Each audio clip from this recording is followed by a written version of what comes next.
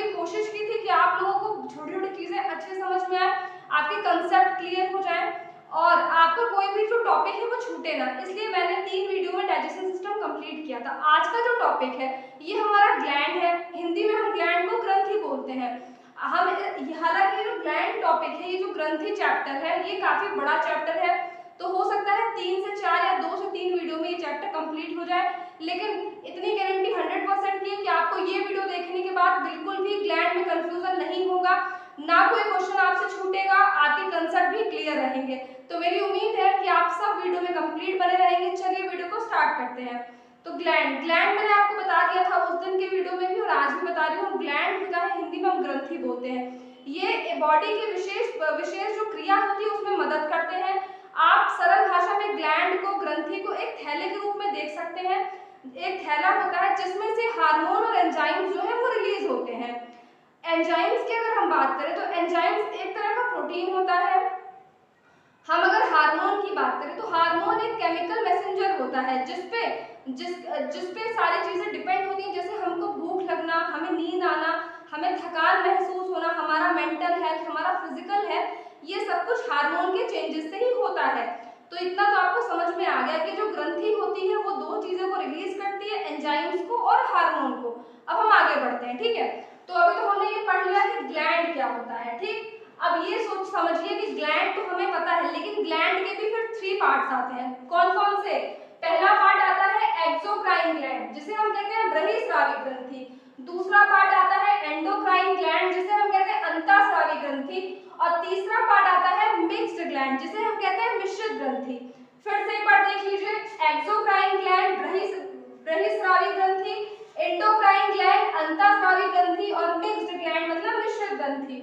अब इसको एक एक करके हम चीजों को समझते हैं। देखिए, जो ये आपका एक्सोक्राइन ग्लैंड होता है, जो ये बृहस्रावी ग्रंथि होती है, और जो ये एंडोक्राइन ग्लैंड होता है, इसमें बच्चों को बहुत ज्यादा कंफ्यूजन होता है कि मैम ये एक्सोक्राइन क्या बॉडी के बाहर होता है और एंडोक्राइन क्या अंदर होता है। तो ऐसा बिल्कुल नहीं है।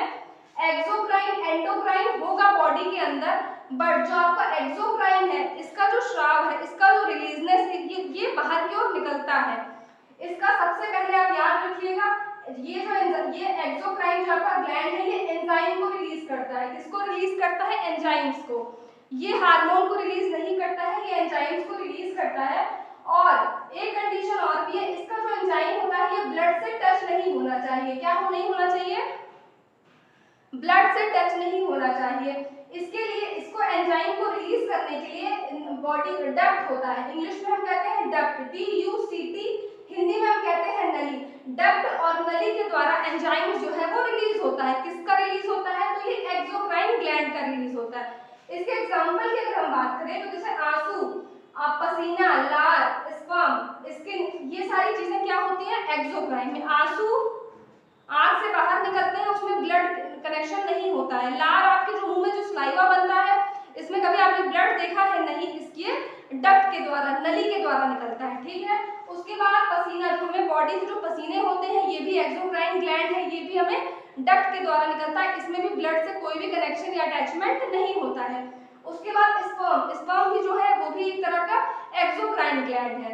ऑयली, हमें जो स्किन ऑयली, हमें नोज पे या चीक्स पे हमें ऑयली फील होता है, ये भी एक्सोक्राइन ग्लैंड के कारण होता है। तो इतना तो आपको समझ में आया होगा कि एक्सोक्राइन जो ग्लैंड होता है ये आपका बाहर की ओर स्रावित होता है या निकलता है, ब्लड से इसका अटैचमेंट नहीं रहता है, मतलब ये ब्लड से टच में नहीं आता है, ठीक है। अब हम बढ़ते हैं एंडोक्राइन ग्लैंड की तरफ। इसे हम कहते हैं अंतःस्रावी ग्रंथि। इसको हम कहते हैं डक्टलेस ग्लैंड। डक्टलेस क्यों बोलते हैं?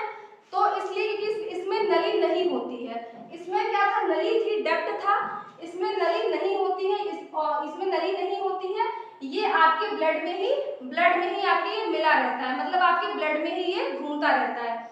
और सेकंड मोस्ट इंपॉर्टेंट चीज याद रखिएगा, आपका जो एंडोक्राइन है ये हार्मोन को रिलीज करता है, ये एंजाइम्स को रिलीज नहीं करता है। एक्सोक्राइन एंजाइम्स रिलीज करता है, बट एंडोक्राइन हार्मोन रिलीज करता है। ये दो चीजें बहुत इंपॉर्टेंट है, याद रखिएगा। दूसरा, मैंने बोला ये डक्टलेस होता है, मतलब इसका मतलब ये रिलीज कहाँ करता है? तो ये ब्लड में ही रिलीज हो जाता है, मतलब हमारे पूरे बॉडी में घूमता है, ब्लड में ही। इसका एग्जांपल देखिए, थायराइड, पिट्यूटरी ग्लैंड, ये सारी जो चीजें हैं, ये जो हमारे ब्लड में पाई जाती हैं, ये सारा चीज एंडोक्राइन का। थायराइड आपको अलग से नहीं दिखता है या बाहर की ओर तो निकलता नहीं है, जब हम टेस्ट वगैरह कराते हैं तो उसमें हमें पता चलता है कि हमें थायराइड है। ठीक है, पिट्यूटरी ग्लैंड तो आप सबको पता है मस्तिष्क में होता है, इसे हम मास्टर ग्लैंड भी बोलते हैं, जो चीजों को कंट्रोल करता है। हालांकि इसके बारे में हम आगे पढ़ेंगे, अभी हम टाइप्स ऑफ ग्लैंड पढ़ रहे हैं। ठीक है, तो आपका एक्सोक्राइन, आपका एंडोक्राइन कंप्लीट हो गया। आते हैं मिक्स्ड ग्लैंड पे। What is mixed gland? तो देखिए मिक्स्ड से समझ में आ रहा है कि कोई मिश्रित चीज है, मिला हुआ है। क्या मिला है? तो एंजाइम प्लस हार्मोन। पहले वाले में एंजाइम रिलीज हुआ, दूसरे वाले में हार्मोन रिलीज हुआ, लेकिन तीसरे वाले में एंजाइम और हार्मोन दोनों रिलीज हो रहा है, इसलिए हम इसको मिक्स्ड बोल रहे हैं। ठीक है, इसका सबसे अच्छा एग्जांपल है पेनक्रियास। हिंदी में पेनक्रियास को हम कहते हैं अग्न्याशय। पेनक्रियास आपको पता है स्टमच के साइड में था, मैंने डाइजेस्टिव वाले में पढ़ाया था। नहीं अगर क्लियर हो रहा है तो एक बार डायग्राम में देखिएगा या गूगल करिएगा। तो पेनक्रियास जो होता है ये एंजाइम भी रिलीज करता है और हार्मोन भी रिलीज करता है। ठीक है, अब ये जो पेनक्रियास जो एंजाइम्स को रिलीज करता है, इसका नाम होता है लाइपेज, एमाइलेज, ट्रिप्सिन।